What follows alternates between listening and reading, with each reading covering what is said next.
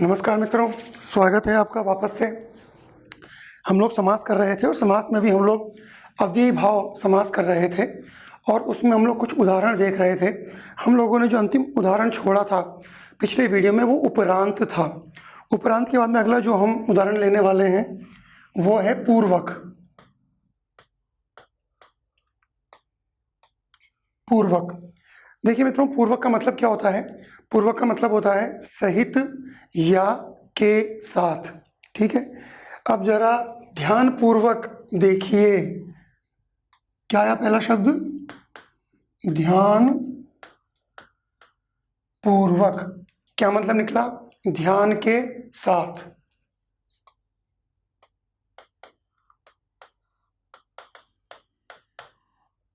ध्यान के साथ। अगला है दया या सहानुभूति पूर्वक। दयापूर्वक या सहानुभूति पूर्वक।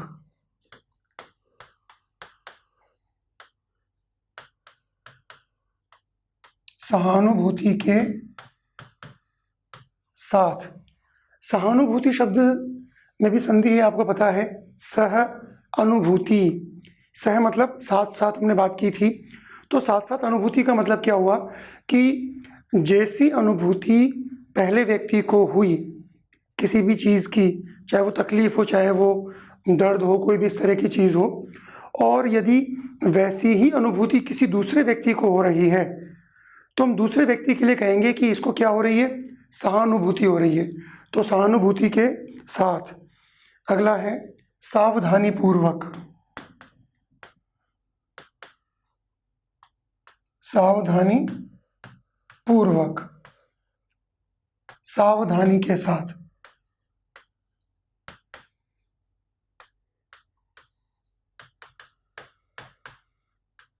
सावधानी के साथ। अगला है उत्साह पूर्वक। उत्साह पूर्वक, उत्साह के साथ।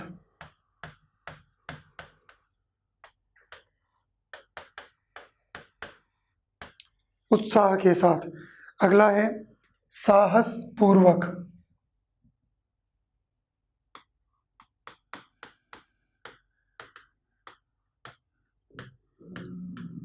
साहस पूर्वक, साहस के साथ। ठीक है। कष्ट पूर्वक। कष्ट पूर्वक,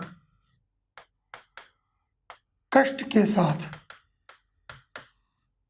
कि वह जो यात्रा थी, उस यात्रा के अंदर यात्रियों को नंगे पांव चलना था। वहाँ पर कुछ कंकड़ थे और उन कंकड़ों की वजह से उनकी जो यात्रा थी वो कैसी हो गई? कष्टपूर्वक हो गई, है ना।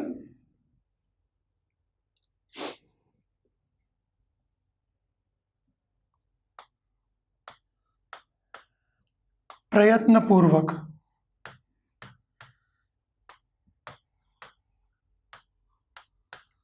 प्रयत्न के साथ।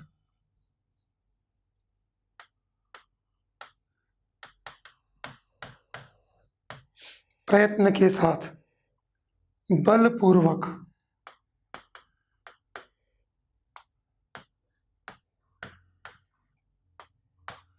बल के साथ, ताकत के साथ। बलपूर्वक, बल के साथ या ताकत के साथ। चलिए, तो ये पूर्वक वाले हुए। और अब हम इसी के मतलब अव्ययीभाव समास के ही कुछ अलग रूपों पर आएंगे। इनमें क्या होगा? इनमें एक ही शब्द की पुनरुक्ति होगी। क्या होगी?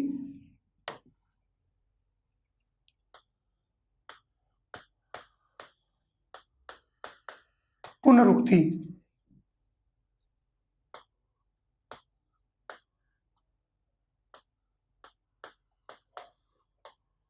पुनरुक्ति शब्द किससे बना है मित्रों? देखो, पुनः प्लस उक्ति, पुनः प्लस उक्ति। और ये जो विसर्ग है ये र हलंत में बदल जाएगा, तो पुण्य, ये र हलंत में बदल गया और पीछे छोटा ऊ है तो बिना गुंडी वाली मात्रा आएगी, ये बिना गुंडी वाली, और इसको छेड़ना ही नहीं था अपने को।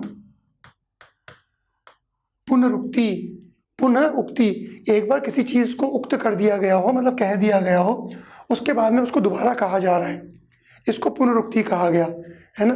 जैसे मान लीजिए हमने कहा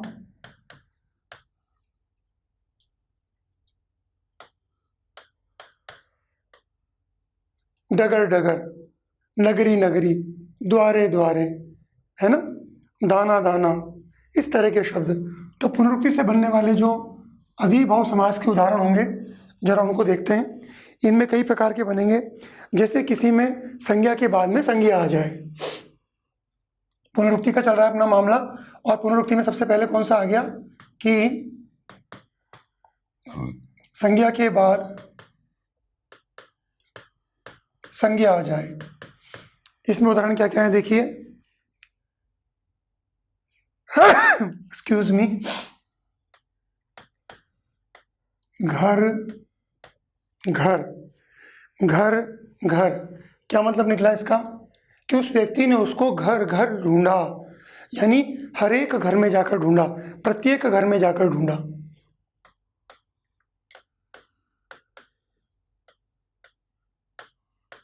घर घर, प्रत्येक घर, नगर नगर,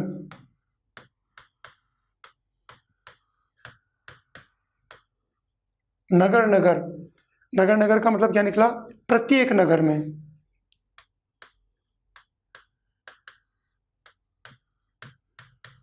नगर नगर, प्रत्येक नगर, द्वार द्वार, द्वार द्वार, प्रत्येक द्वार, द्वार द्वार, प्रत्येक द्वार। हमें उसकी पल पल की खबर चाहिए, है ना, तो पल पल यानी प्रत्येक पल की खबर चाहिए, प्रत्येक पल में वो क्या करता है, पल पल, प्रत्येक पल, घड़ी घड़ी, घड़ी घड़ी,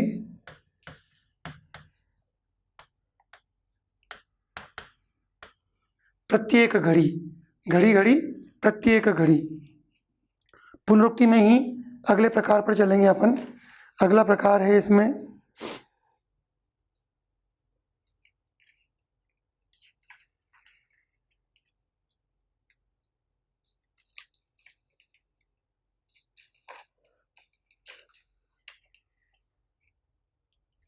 देखिए,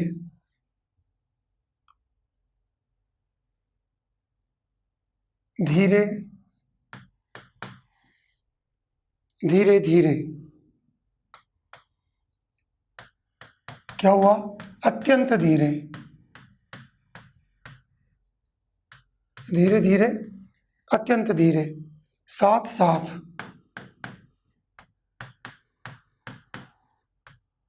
साथ साथ रहो, अलग मत हो, साथ साथ, अत्यंत साथ, साथ साथ, अत्यंत साथ, मीठा मीठा, मीठा मीठा,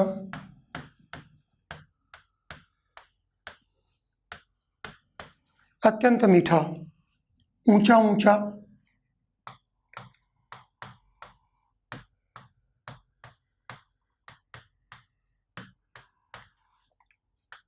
अत्यंत ऊंचा,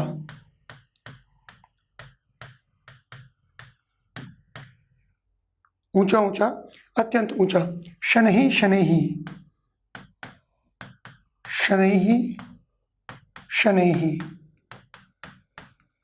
शनै शनै, है ना, शनै शनै कह दो, शनैः शनैः कह दो, अत्यंत शनै, और शनै का मतलब क्या होता है, धीरे, शनै शब्द का मतलब क्या होता है, धीरे। अब इसी तरह से अगले बनेंगे जिसमें क्रिया के बाद में क्रिया आएगी, ये अगला प्रकार हो गया इसका, जिसमें क्रिया के बाद में क्रिया आ रही है,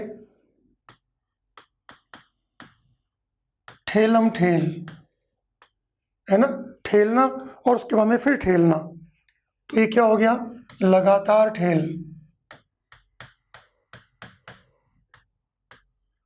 लगातार ठेल, लगातार ठेलना, धक्का देना, ठेलम ठेल। लूटम लूट,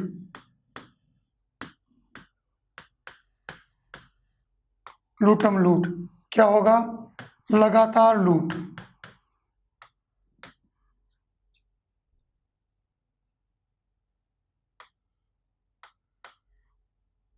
लगातार लूट। टालम टाल है, वो हर चीज में क्या करता है, टालम टाल करता रहता है।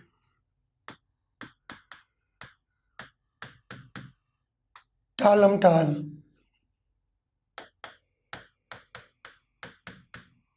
लगातार टाल, लगातार टालना। धक्कम धक्का,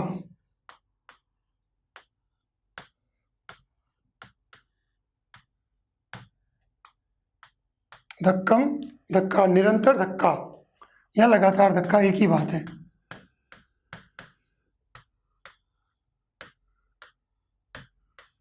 निरंतर धक्का लगाना। जूतम जूत,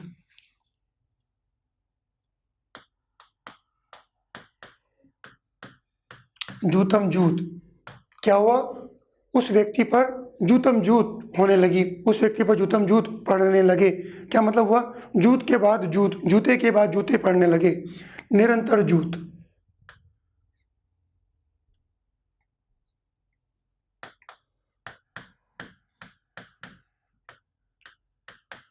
निरंतर जूत।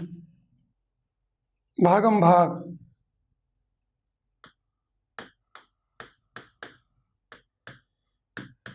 भागम भाग,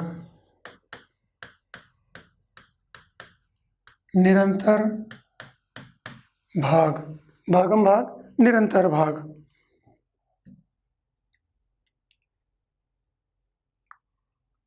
टालम टोल, टालम टोल, निरंतर टालना, निरंतर टालना। टालम टोल, निरंतर टालना। खासम खास, वो मंत्री जी का कैसा है, वो मंत्री जी का खासम खास है, अत्यंत खास है।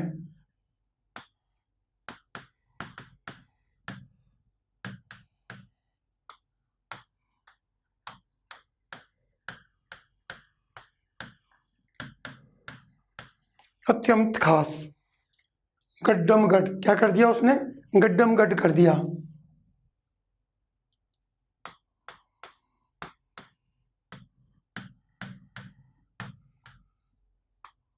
अत्यंत गड,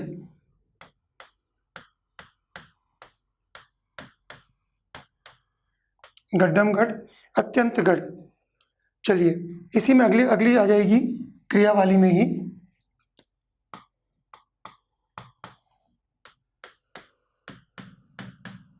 उन परिवारों में क्या थी, उन परिवारों में तनातनी थी, सब लोग एक दूसरे से लगातार तने हुए थे, तो निरंतर तनी।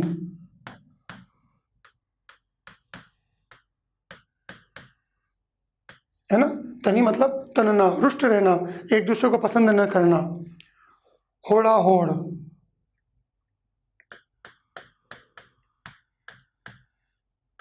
होड़ा होड़, होड़ा होड़ गोड़ा फोड़, कि होड़ी होड़ में गोड़े फोड़ लिए, चोट लगा ली। निरंतर, निरंतर होड़। देखा देखी, लोग क्या करते हैं शादियों के अंदर, देखा देखी धन का अपव्यय करते हैं। देखा देखी,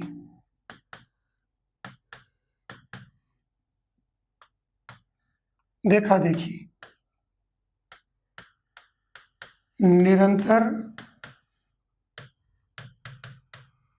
निरंतर देखना।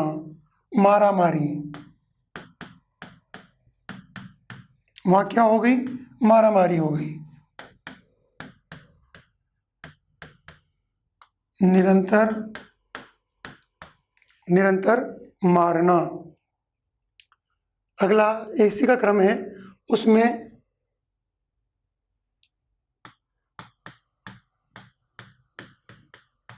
संज्ञा बीच में ओ आएगा, फिर संज्ञा आएगी। जैसे अभी हमने बात की थी, यहाँ पर क्रिया के बाद में आ रहा था, भाई तनना एक क्रिया है, फिर तनना दूसरी क्रिया है, तो तनना और आ बीच में आ रहा था, है ना। यहाँ पर आ गया था बीच में। यहाँ पर क्या होगा, क्रिया से बनने वाले शब्द होंगे, लेकिन बीच में क्या आएगा, ओ आएगा। संज्ञा से बनने वाले शब्द और बीच में ओ आएगा। कान संज्ञा होती है, कानो कान, बीच में ओ आ गया, कानो कान।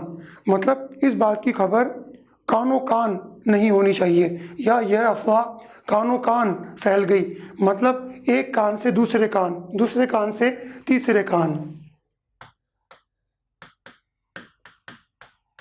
कानों ही कानों में, ठीक है, कानों कान फैल गई, कानों ही कानों में, ये बात आगे चलती चली गई। अगला है रातों रात। वह व्यक्ति रातों रात प्रसिद्ध हो गया, फेमस हो गया। रातों ही रातों में, रातों ही रातों में प्रसिद्ध हो गया। हाथों हाथ,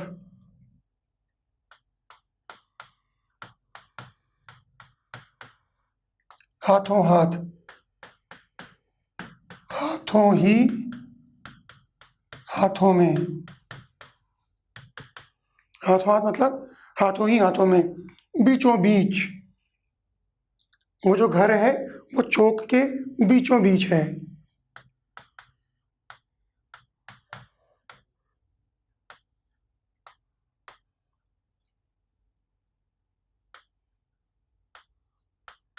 बीच ही बीच में, दिनों दिन, दिनों दिन। यहाँ पर दिनों के बाद दिनों में, दिनों के बाद दिनों में, ठीक है। अब जो हम लेंगे उसके अंदर भी संज्ञा होगी, लेकिन उसमें क्या होगा, उसके अंदर संज्ञा के बाद में ए, फिर संज्ञा के बाद में ए, ये आएगा। जैसे दाने दाने, दाने दाने पर लिखा है खाने वाले का नाम, तो दाने दाने का मतलब क्या निकला, समास विग्रह क्या होगा इसका, प्रत्येक दाने, है ना। दाने दाने मतलब प्रत्येक दाने। किनारे किनारे चलो भाई, किनारे किनारे, किनारे किनारे चलो मतलब प्रत्येक किनारे।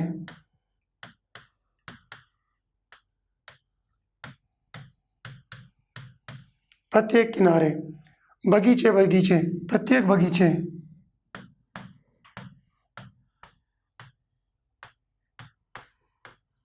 बगीचे बगीचे,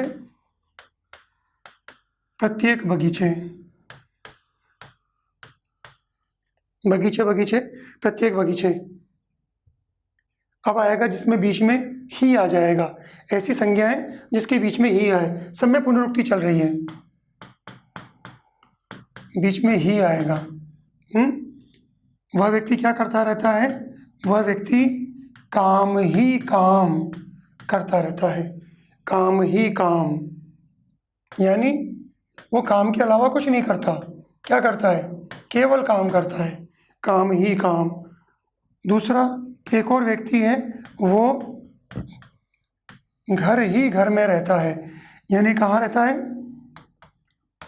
केवल घर में रहता है, घर ही घर मतलब केवल घर।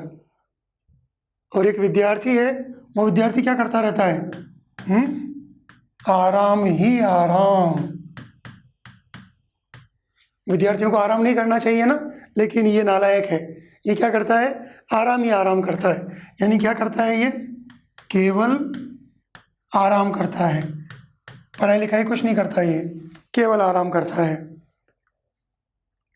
और परीक्षा के दिनों में विद्यार्थियों के पास क्या काम होता है? सिर्फ एक ही काम होता है, क्या? कि पढ़ना ही पढ़ना,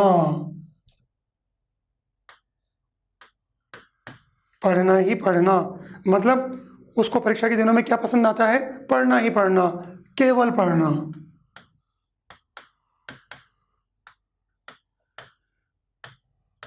केवल पढ़ना। चलिए, खाना ही खाना। उस आदमी को वो भोजन भट्ट है। भोजन भट्ट मतलब बहुत सारा भोजन करने वाला। तो उसको दिन भर क्या सोचता रहता है? सब जगह खाना ही खाना। हर जगह उसको खाना ही खाना सोचता है।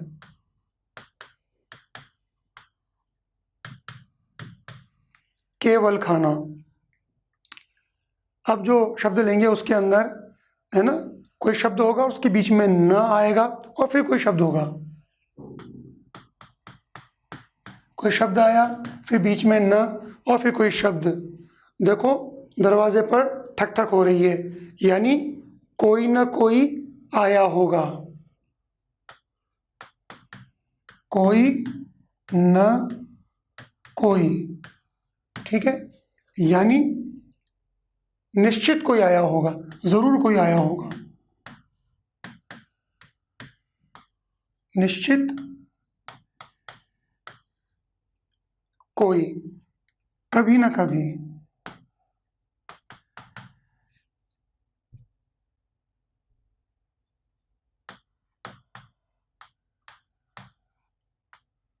कभी ना कभी, ठीक है।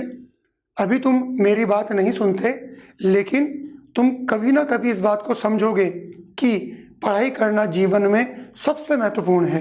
कभी ना कभी मतलब निश्चित कभी तुम समझोगे।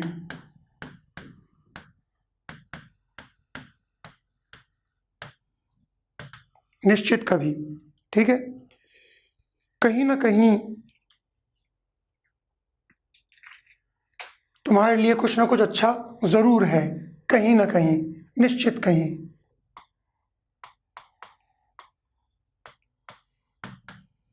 कहीं ना कहीं, निश्चित कहीं।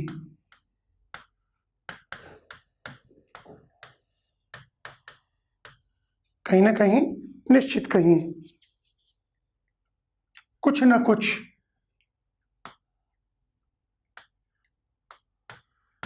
कुछ न कुछ, है ना, कि वो मुट्ठी में कुछ लेकर जा रहा है, कुछ न कुछ जरूर है उसके हाथ में। कुछ न कुछ मतलब निश्चित रूप से कुछ है, हम नहीं जानते क्या है, लेकिन वो कोई चीज जरूर है।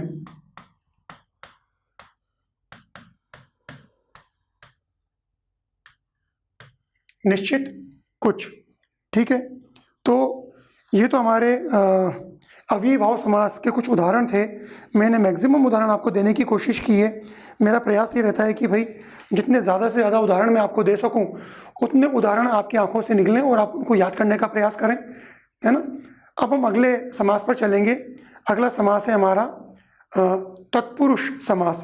देखो, सबसे पहले हमने बात की थी अव्ययीभाव समास की। अव्ययीभाव समास में हमेशा जो प्रथम पद होगा वो महत्वपूर्ण होगा।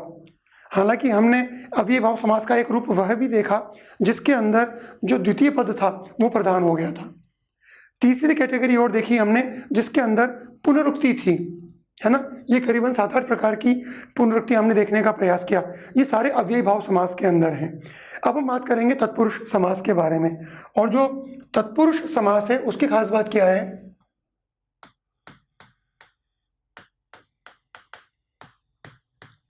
तत्पुरुष समास की खास बात क्या है कि इसके अंदर हमेशा दूसरा पद प्रधान होगा।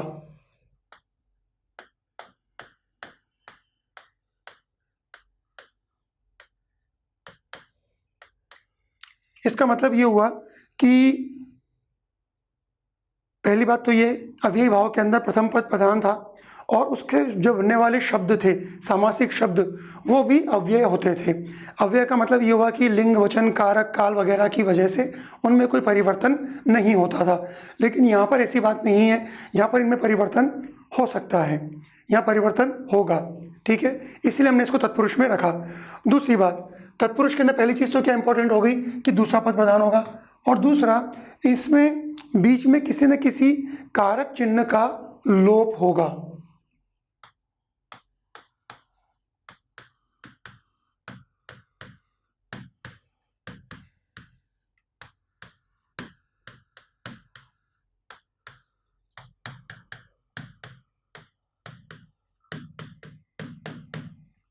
देखो इस शब्द को गौर से देखो, चिन्ह लिखा है मैंने।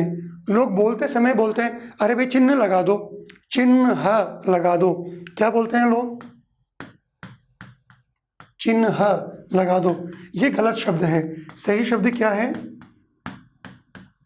चिन्ह। आधा है और न पूरा है, चिन्ह। तो ये विशेष रूप से आपको ध्यान रखना चाहिए। तो पहली बात तो तत्पुरुष समास में क्या हुई? दूसरा पद प्रधान। अगली बात क्या हुई? किसी न किसी कारक चिन्ह का लोप होता है। और क्या करेंगे? समास विग्रह करने के लिए हम उस कारक चिन्ह को बीच में रख देंगे। ये मैं समझता हूँ आप समझ गए होंगे, इसको मैं मिटा रहा हूं।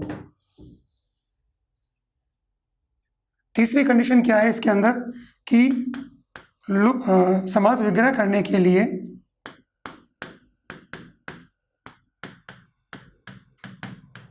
समास विग्रह करने के लिए लुप्त कारक चिन्ह को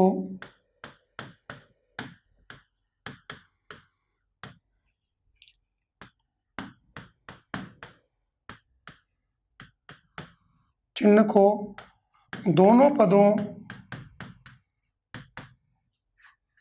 पदों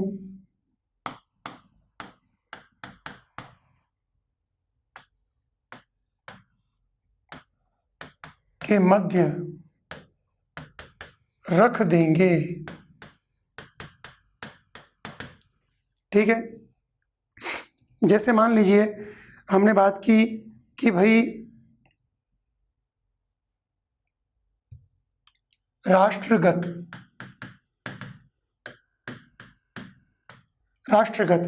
ये किसका उदाहरण है? तत्पुरुष समास का है। क्या होना चाहिए इसमें? कारक चिन्ह का लोप होना चाहिए। अब कारक कौन कौन से होते हैं? वो जो हमने कारक पढ़ते हैं हम लोग, कर्ता ने, कर्म को, करण से, उनकी बात चल रही है। तो इसमें ध्यान रखिए ये कर्म कारक चिन्ह का एक उदाहरण है। यहाँ पर को शब्द का लोप हुआ, कर्ता ने कर्म को, है ना। कर्म की पहचान किससे होगी? को से होती है। तो यहाँ पर क्या होगा? केवल को बीच में रख देंगे। राष्ट्र को गत यानी गया हुआ। तो राष्ट्र को गत, ये जो कारक चिन्ह बीच में से लुप्त हो गया था, उस लुप्त कारक चिन्ह को समास विग्रह करने के लिए हमने बीच में रख दिया। अब यहाँ पर एक चीज़ और भी होती है, वो जो कारक चिन्ह है, जरा हम उन सबको लिख लेते हैं ताकि हमें याद आ जाए कि भाई हमें इस तत्पुरुष समास के अंदर किन किन उदाहरणों को लेना है। ठीक है, कर्ता, इसकी पहचान किससे होती है? ने से। कर्ता ने कर्म को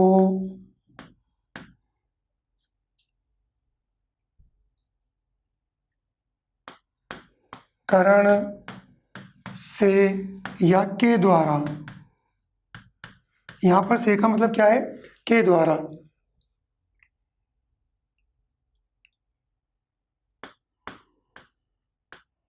संप्रदान के लिए। अपादान के अंदर दूर होने का भाव होता है, अलग होने का भाव होता है। अपादान से, जैसे मान लीजिए पेड़ से पत्ता टूटा, तो यहाँ पर जो से का भाव है वो पेड़ से पत्ता टूटा, और यहाँ पर जो से का भाव है कि मिठाई शक्कर से बनी हुई है, तो यहाँ पर के द्वारा या उसमें डालकर, तो यहाँ पर से में अलग होने का भाव नहीं है, अपादान में अलग होने का भाव है।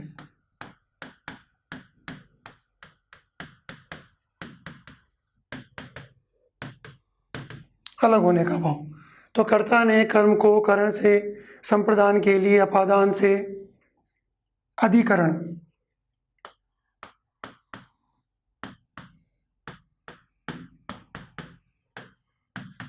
में पे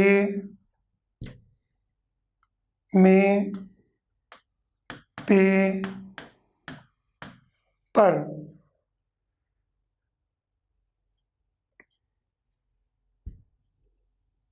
इसके पहले लिखेंगे संबंध, संबंध का के की, फिर अधिकरण, अधिकरण में पे पर, और फिर लेंगे संबोधन, संबोधन हे ओ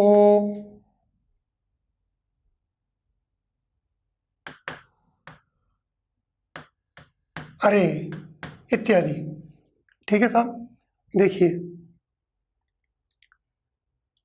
कर्ता की पहचान ने कर्म को करण से, संप्रदान के लिए अपादान से, इसमें अलग होने का भाव है, संबंध काके की, अधिकरण में पे पर, संबोधन हे ओ अरे।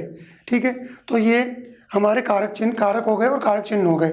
इनमें से पहला और अंतिम, इन दो का समास नहीं होता। ठीक है, यानी कर्ता का समास नहीं बनेगा और संबोधन का समास नहीं बनेगा, तो हम इन सबको मिटा देते हैं। कर्ता का नहीं होगा और संबोधन का नहीं होगा। इसका मतलब अब जो तत्पुरुष समास बनेगा जिसमें दूसरा पद प्रधान है, उसमें जिन कारक चिन्हों का लोप होगा वो कारक चिन्ह कौन कौन से होंगे? वो होंगे, एक तो हो जाएगा कर्म, करण, संप्रदान, अपादान, संबंध और अधिकरण। अब इसमें से सबसे पहले हम कर्म के उदाहरण लेंगे और इस कर्म के उदाहरण में को का लोप हो जाएगा। ठीक है, तो कर्म, इसकी हेडिंग क्या होगी? कर्म तत्पुरुष समास। और इसमें खास बात क्या है? इसमें खास बात यह है कि को का लोप हो जाएगा, दूसरा पद प्रधान होगा और इसके अंदर व्यय संभव है, मतलब बहुवचन या लिंग में इसमें परिवर्तन संभव है। और इसके लिए हमें, जैसी हमारी आदत है, हम उन शब्दों को पहले ही लिख लेते हैं जिनके उदाहरण हमको लेने हैं। तो इनमें कौन कौन से उदाहरणों से हम लोग बनाएंगे? सबसे पहले बनाएंगे हम प्राप्त से होने वाले शब्द। ठीक है, और प्राप्त से होने वाले शब्द में क्योंकि दूसरा पद प्रधान है तो प्राप्त कहाँ जाएगा? प्राप्त दूसरे पद में जाएगा। गत, आगत, अभिमुख, अभिमुख, उन्मुख, उन्मुख, तोड़, फोड़, तोड़ और फोड़, मार, हार, हारी, गमन, कर, धर,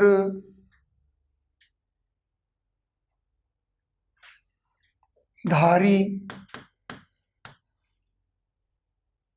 आपन्न, संगत। ठीक है, और भी कुछ याद आएंगे तो हम उनको ऐड कर लेंगे। अभी सबसे पहले हम कर्म तत्पुरुष समास पढ़ रहे हैं और इसमें हम लोग ये जो उदाहरण लेने वाले हैं वो ये हैं। इनमें से सबसे पहला उदाहरण लेंगे हम प्राप्त का। प्राप्त का मतलब क्या हुआ? मिलना या पाया हुआ। प्राप्त क्या अर्थ होता है इसका? प्राप्त का मतलब प्राप्त करना, मिलना, पाया हुआ। तो उदाहरण क्या बनेगा? सुख प्राप्त, है ना, वह व्यक्ति सुख प्राप्त है। सुख को प्राप्त है। समास विग्रह में क्या होगा? सुख को प्राप्त। ठीक है, सुख में प्राप्त नहीं होगा, सुख से प्राप्त नहीं होगा, सुख को प्राप्त होगा। अगला है अधिकार प्राप्त। अधिकार प्राप्त क्या बना? अधिकार को प्राप्त।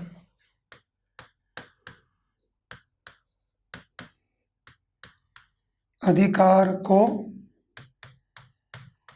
प्राप्त, अधिकार प्राप्त, अधिकार को प्राप्त।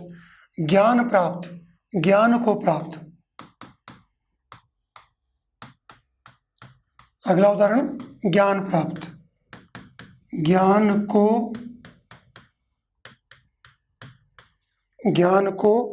प्राप्त।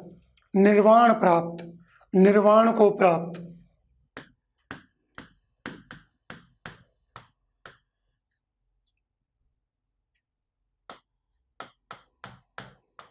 निर्वाण प्राप्त, निर्वाण को प्राप्त।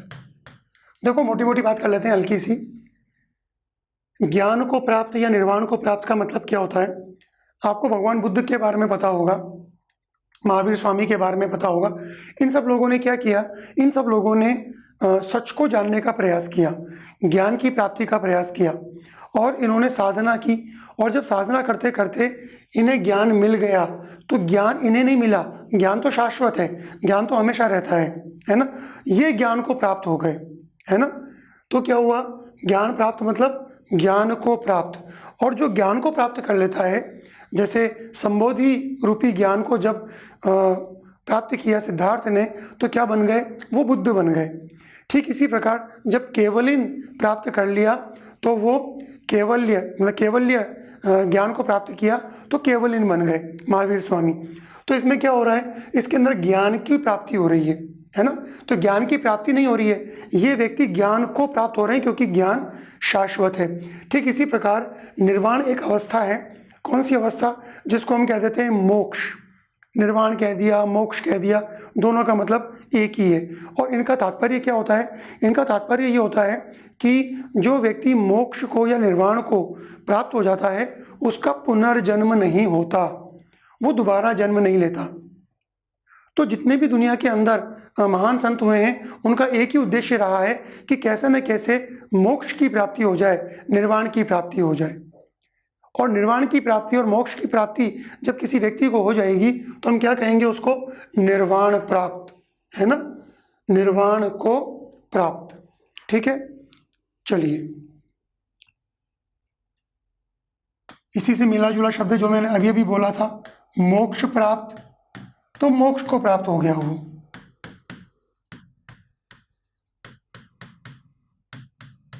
मोक्ष प्राप्त, मोक्ष को प्राप्त। अगला है दुख प्राप्त।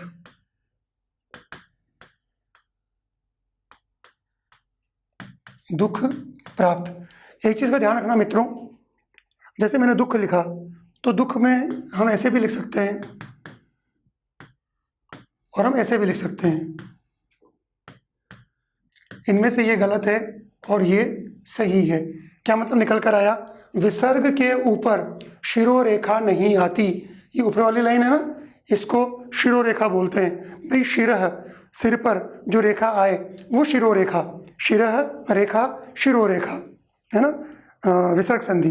तो दुख के अंदर अगर विसर्ग लगा हुआ है तो ऊपर शिरोरेखा नहीं आएगी, तो इसलिए मैंने लिखा है दुख प्राप्त। दुख को प्राप्त, है ना। सुख प्राप्त भी कर सकते हो इसी तरह से।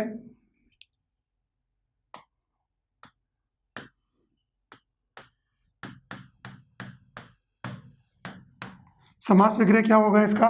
सुख को प्राप्त। ठीक है, एक बार जरा निगाह डाल लेते हैं।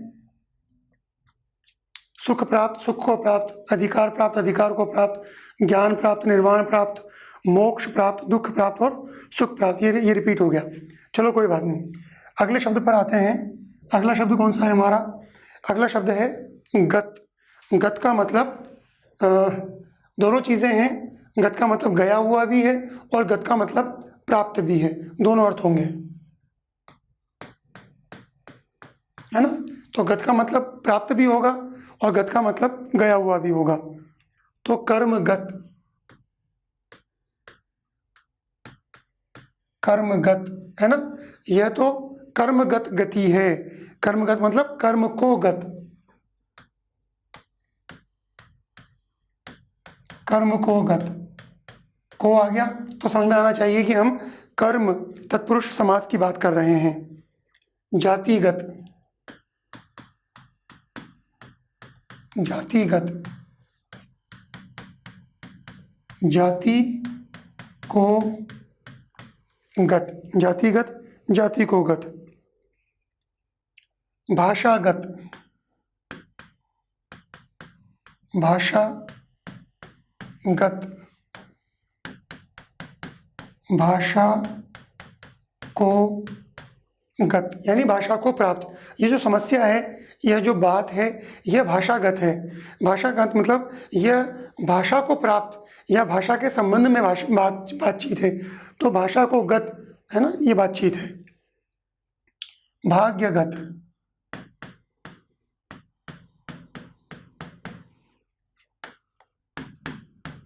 भाग्य को गत, भाग्यगत, भाग्य को गत।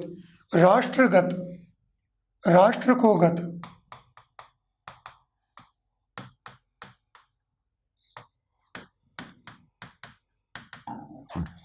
राष्ट्र को गत। राष्ट्र को गया हुआ भी कह सकते हो और राष्ट्र को प्राप्त भी कह सकते हो। प्राणगत,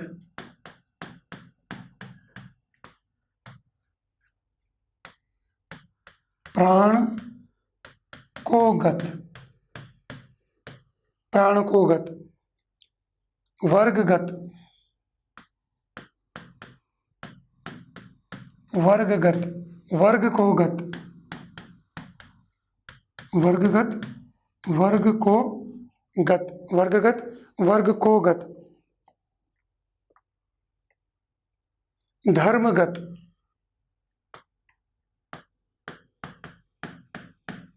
धर्मगत, धर्म को गत, धर्मगत, धर्म को गत। वर्णगत, वर्णगत, वर्ण को गत, वर्ण को गत, वर्णगत।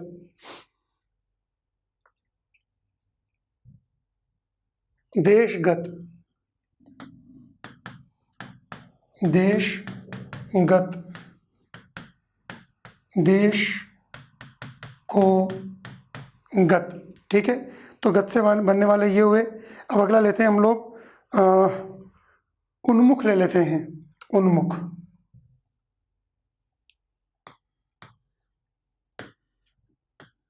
उन्मुख, उन्मुख का मतलब क्या हुआ? को, की ओर, के प्रति, को, की ओर, के प्रति। ठीक है। कर्मोन्मुख,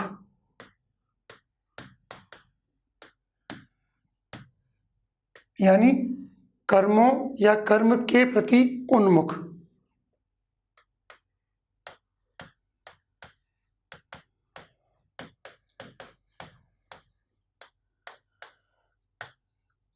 कर्म के प्रति उन्मुख, कर्म की ओर, कर्मोन्मुख, कर्म की ओर या कर्म के प्रति उन्मुख। कार्योन्मुख, कार्य के प्रति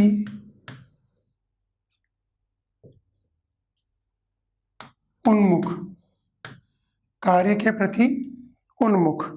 अगले उदाहरण पर आते हैं। बहुत प्यारा शब्द है मित्रों, आपको संधि करनी है।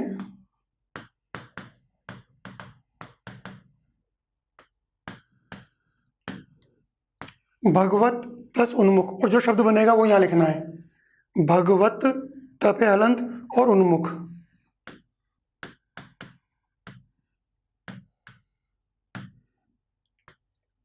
अगर आपने ये शब्द बनाया है भगवद उन्मुख तो आपका शब्द बिल्कुल सही है।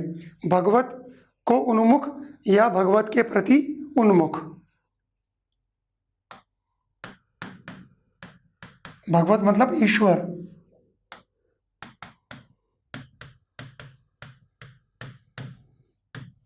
ये जो मैं बीच बीच में आप लोगों से संध्या करवा लेता हूँ, इसका उद्देश्य सिर्फ इतना सा होता है कि हम लोगों ने जो अब तक पढ़ लिया है उसको हम रिवाइज करते चलें। हालांकि रिवीजन आप भी करते रहते होंगे, आप लोग गंभीर विद्यार्थी हैं, सिंसियर स्टूडेंट्स हैं, लेकिन फिर भी मेरी भी जिम्मेदारी बन जाती है कि बीच बीच में कभी कभी कोई एक आधा शब्द मैं आपको ऐसा दूँ जो आपको या तो कॉन्फिडेंस दे अगर सही करते हैं तो, या आपकी आंखें खोल दे अगर गलत करते हैं तो। ठीक है, तो भगवत के प्रति उन्मुख, भगवद उन्मुख। अगला है ग्रामोन्मुख। ग्रामोन्मुख है ना, ग्राम की ओर या ग्राम के प्रति उन्मुख, एक ही बात है।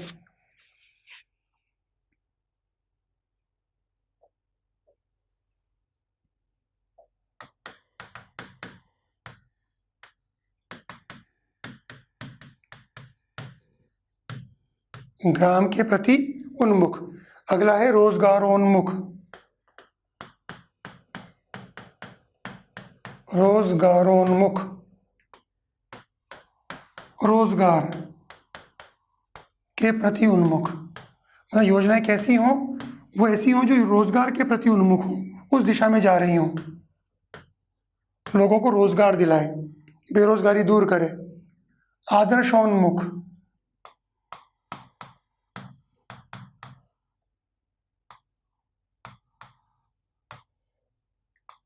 आदर्शोन्मुख, आदर्श के प्रति उन्मुख। आदर्श के प्रति उन्मुख। रासोन्मुख।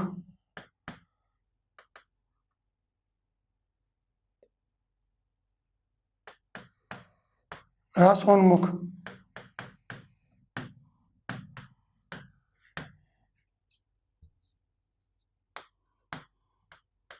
रास के प्रति या को उन्मुख। ठीक है, कुछ भी लगा सकते हैं इसके अंदर। चलिए अगला शब्द लेते हैं हम लोग गमन, और गमन का मतलब है जाना।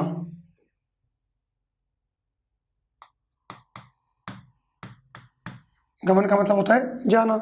चलिए, वन गमन आसान है।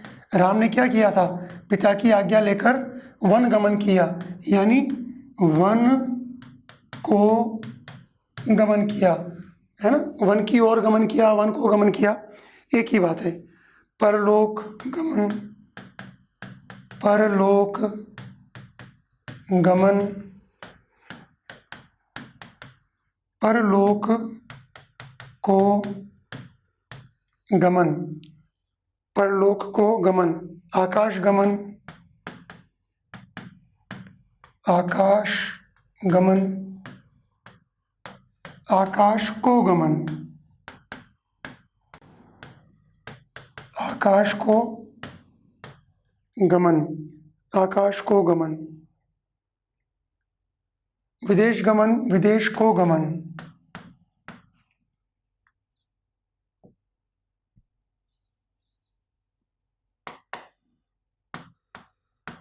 विदेश गमन,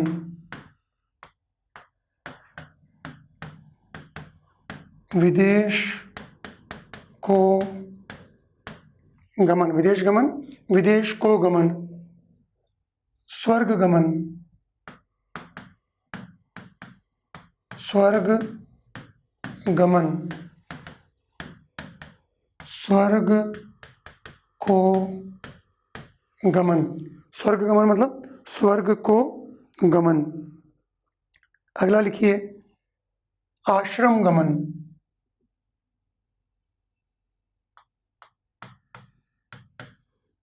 आश्रम गमन यानी आश्रम को गमन। ठीक है, तो हम लोगों ने अभी जो शब्द किए इसमें तत्पुरुष समास की बात आ रही है, दूसरा पद प्रधान है और कर्म तत्पुरुष समास है, तो को का लोप हो रहा है, उस को बीच में रख दीजिए तो उसमें वो समास विग्रह हो जाएगा। इसके आगे हम लोग और भी उदाहरण लेंगे जिसको हम अगले वीडियो में लेने वाले हैं। तो ये अभी कर्म तत्पुरुष समास ही चल रहा है और कर्म तत्पुरुष समास के अंदर अगले वीडियो के अंदर कुछ नए उदाहरणों के साथ में आपसे दोबारा मुलाकात होगी। तब तक के लिए अनुमति दीजिए मित्रों, नमस्कार।